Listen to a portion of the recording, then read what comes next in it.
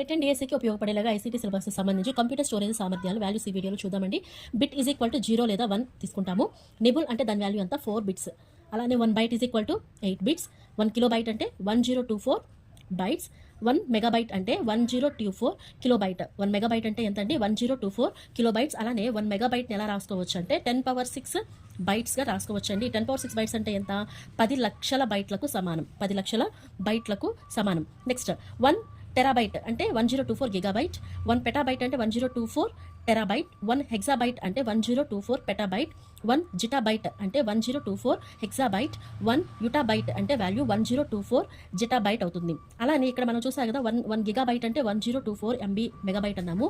అలానే 1 Gigabyte value ఏమవుతుందంటే 10⁻9 బైట్స్కి సమానం అండి. ఈ 10⁻9 బైట్స్ అంటే వాల్యూ ఎంత?